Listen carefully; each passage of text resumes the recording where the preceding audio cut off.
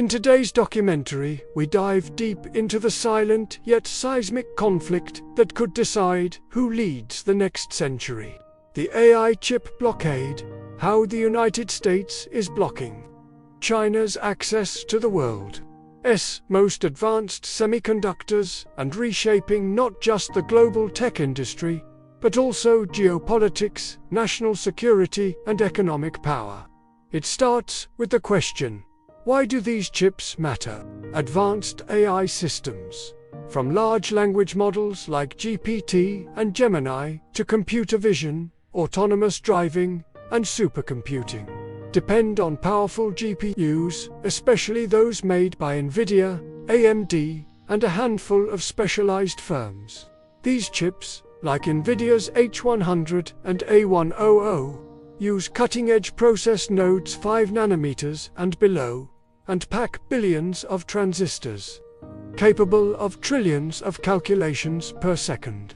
The problem, only a few places on Earth can produce them. Design firms in the US and manufacturing giants like TSMC in Taiwan and Samsung in South Korea.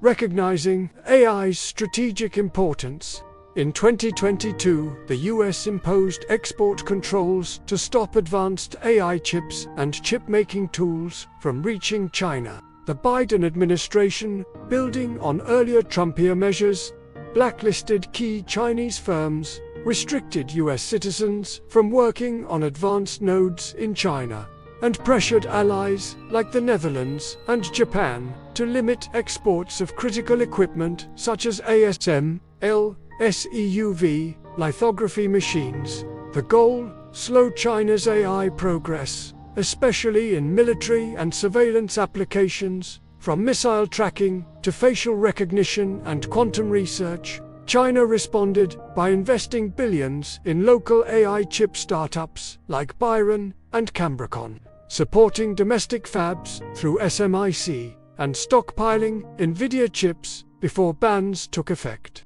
But China still faces massive hurdles.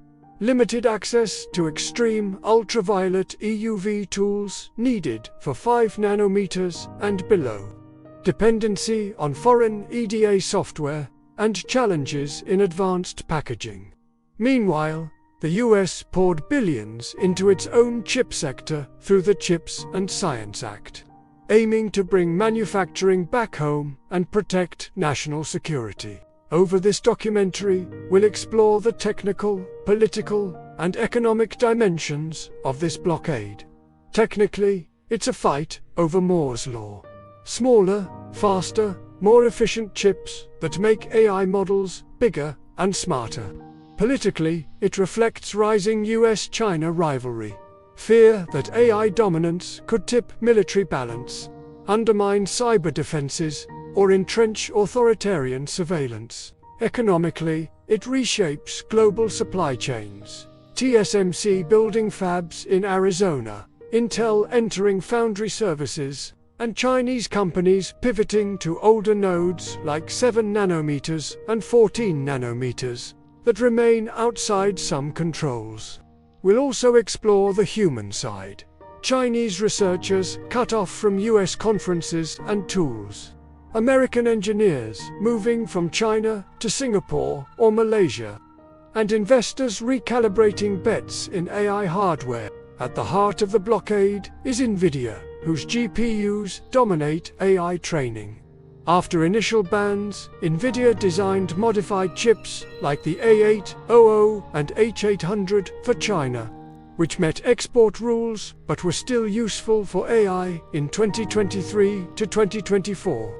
The US tightened rules again, banning even those. China's tech giants, Alibaba, Tencent, ByteDance, Baidu, rushed to secure supplies before the door closed, reportedly ordering tens of thousands of Nvidia units.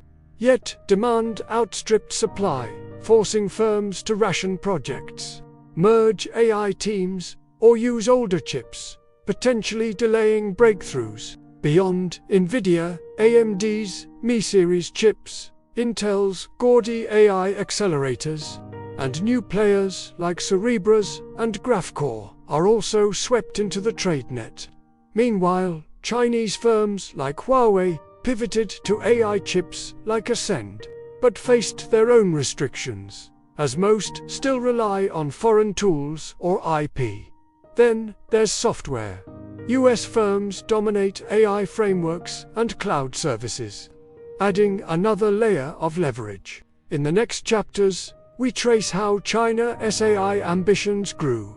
Government roadmaps like Next Generation AI Plan, private sector investment, and the surge of AI unicorns. We visit chip clusters in Shenzhen, Shanghai, and Beijing.